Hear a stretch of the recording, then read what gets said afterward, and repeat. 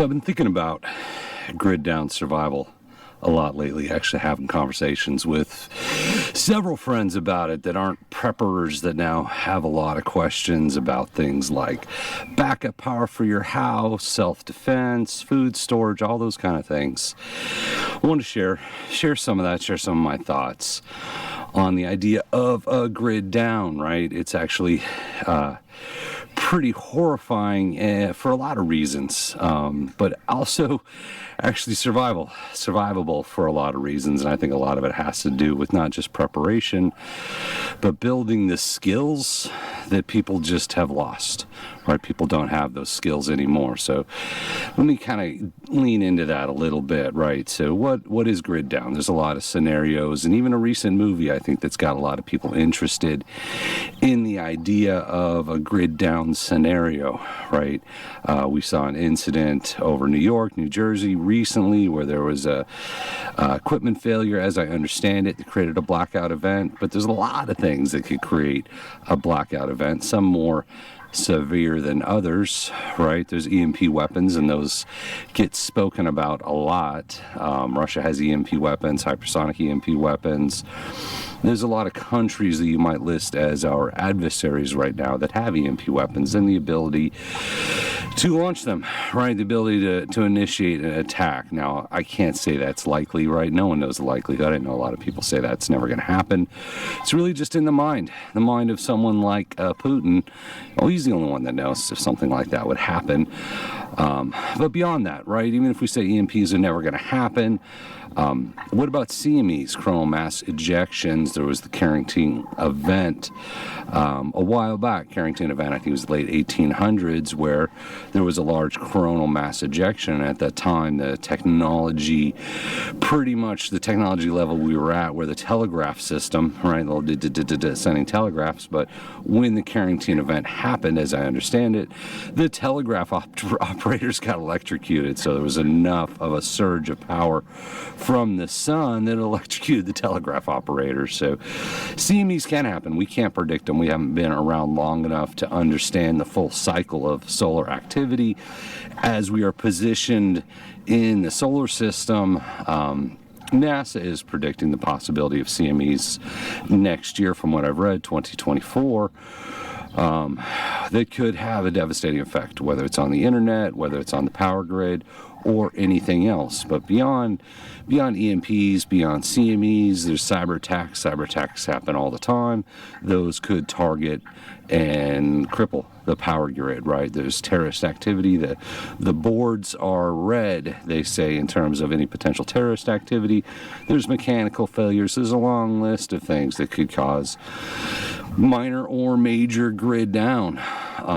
And you back that up with studies that have been done that would suggest that 90% of the population of the United States could not survive without power, right? That would perish in the first year of a grid down. We have 90% people would perish.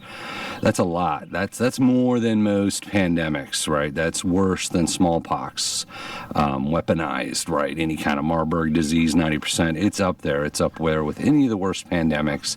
And all we're talking about is trying to survive without electricity, right? Here I am, healthy, right, in my backyard. You turn off the power, all of a sudden everyone dies, right? Unfortunately, right? A lot of people would not survive that. It's because people don't have those skills anymore. They don't know where their food comes from. People don't know how to purify water. These are all skills you can learn, and maybe you should. Maybe you should take the time to develop some of those basic skills, right?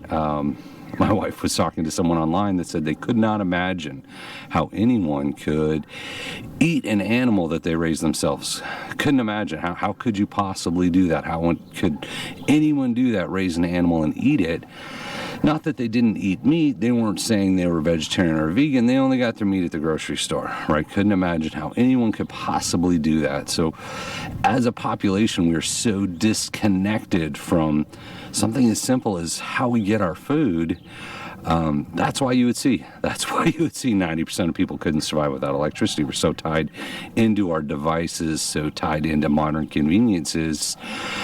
Humanity has existed. I looked at some numbers: 200,000 years, a million years. It's all on what you want to look at. You could say modern civilization, recorded history, maybe 10,000 years, all without electricity. But now we are so dependent, so tied in to this modern world of electricity that basic skills like growing food are lost. They're looked down upon. Oh, you would raise an animal for food? How horrible of a person are you? How could you do that? How could you live with yourself consuming an animal that you raised?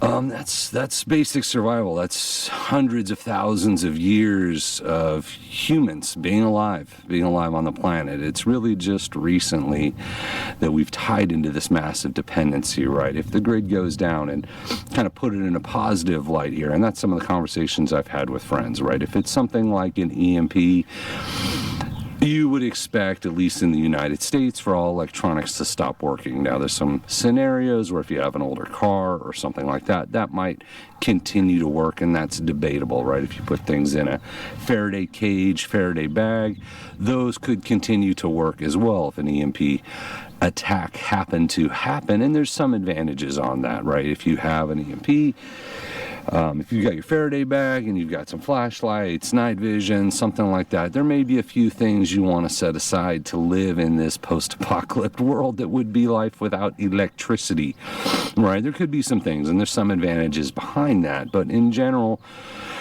you want to step away, right? Be prepared now. Learn those skills now to step away from modern society, step away from the grid, turn off the power, and you're still alive, right? So people aren't going to die immediately the moment electricity is not available, the moment you can't get on social media on your cell phone, but it certainly seems like it to a lot of people, right? You need food.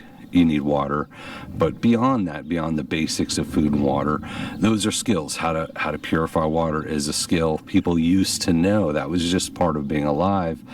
What about social interaction, right? That seems to be gone. People have the ability to actually interact with and negotiate and deal with other people. Conflict resolution seems to be gone, right? It's all just chaos. It's just immediately chaos the moment people disagree. But building those skills, learning how to build a group, learning how to survive could go a long way. Now, there's nothing to say the grid will go down. I don't want to present that as inevitable. There are a lot of things that could cause the grid to go down. Said something like a CME is entirely unpredictable, uncontrollable, coronal mass ejection, solar activity. So it's not to say it couldn't happen, and it certainly can't say that it will happen. It doesn't hurt. It doesn't hurt to be prepared. You could actually gain a lot by trying to develop some of the skills now that could be useful, right? If the grid were to go down, and there are examples, larger examples. Venezuela was one not that long ago where they had a nationwide grid down that actually lasted quite a while, and there was immediate chaos, and we've spoken about that before, made a couple videos on it. So what to expect if the grid goes down, right? How would you know? And that's something we've spoken about before too. There's short power outages, right? We're not talking about short power outages. We're saying you wake up, the power's out, maybe that fan you're running in your bedroom went off. We actually had a big power outage here in Texas, and all the fire alarms, all the smoke detectors went off when the power went out. Apparently the 9-volt batteries, the backup batteries in them were no good. They're wired into the house power. As soon as the power went out, all the smoke detectors went off. So that was fun, waking up in the middle of the night to all the smoke detectors going off. So that's a pro tip. Change your batteries. Sometimes we didn't do that. We didn't know that it was an issue, but you're in that situation. Hey, power went out. We talked about how would you know? How would you know if it's serious? One of the things is check your phone, right? We all have our phones on you all the time. Check your phone. If your phone's dead or if you can't get signal, that's an indication that something bigger than just a citywide or a substation or a local power outage. Check your car. Does your car work? If your car won't start and your phone doesn't work, that could be something bigger, right? It could be an EMP. We may not get warning if an EMP is going to go off, right? There may be no warning. There are actually weapons that can be exploded or detonated from a satellite over orbit, so there may be no warning. You might just wake up and be like, hey, power's out. Let me see if this is something bigger, right, than just a local glitch, local failure, winter failure, things you might expect. But if your car won't start, if your cell phone doesn't work, if you have any portable radios, weather radio, if those don't work, you're leaning into EMP, maybe CME. We don't know exactly what a CME would do because they haven't happened in a long time. So when you need to get into the mindset, you need to flip into Shtf mode. We've talked about gathered water, right? You can get a water bag for your bathtub. You can get buckets. You can gather your water. You'd want to do that right away. Accumulate as much water as possible. But even in that, right, if something like an EMP happened, that would be a long grid down. It doesn't matter how many bathtubs of water you fill up. You have, realistically, at some point, you're going to have to know how to gather and purify water, right? That's probably not the time to learn how to gather and purify water. It's something you could learn now. It's a skill you can pick up, right? Do you have water filters? Do you have purification tablets? Do you know how to build a water filter? Do you have the ability to boil water? And that requires energy, whether it's fire for a firewood, gas for a burner. Are you in a place where you even can get firewood, right? I mean, there's a lot of things. You can do that mental exercise and say, great, doesn't matter if you have 6 months worth of food stored up. At some point, you're going to have to find more food, right? In some kind of a long-term grid down, you're going to have to find more food. You're going to have to gather water. I mean, these are just the basics. What about medicine? Do you know how to do basic first aid, right? If you cut yourself, do you know how to treat that? If you get an infection, do you know how to treat that without going to the hospital? Because if there was a major grid down, going to the hospital may not be an option. It really depends on the scenario. There's a lot of different scenarios that could come out or could cause a major grid down. And in the movie recently, it was a major cyber attack. And as I said, that's certainly a plausible scenario. You can develop those skills, right? You don't have to be in that 90% that's so disconnected from reality, so dialed into modern technology that you don't know how to grow food. You don't have any of that. So you can develop those. And I think that's part of this conversation. Part of the conversation I've been having with people lately. Things like solar. I've got solar backup power for the house. Certainly not a bad idea. In a grid down, other than something like a CME or an EMP, a little solar backup power, batteries, something like that could go a long way. And we've made videos on that, right? Sort of a gray man idea in this major grid down. If you've got some batteries, you've got some panels, you could continue to cook your food and do some basic things that could go a long way to improve your odds of survival. You know, how do you be in that 10%, right? And if you have major medical issues, if you're dependent on medication, certainly there may not be a lot you can do if there was a long-term grid down. So sort of rambling there a little bit, just something I wanted to share, something that's been on my mind is to try to pull that kind of all together. As I said, I've had a few conversations with people on that, and I want to kind of encapsulate that. So as always, thank you for watching, and we appreciate you.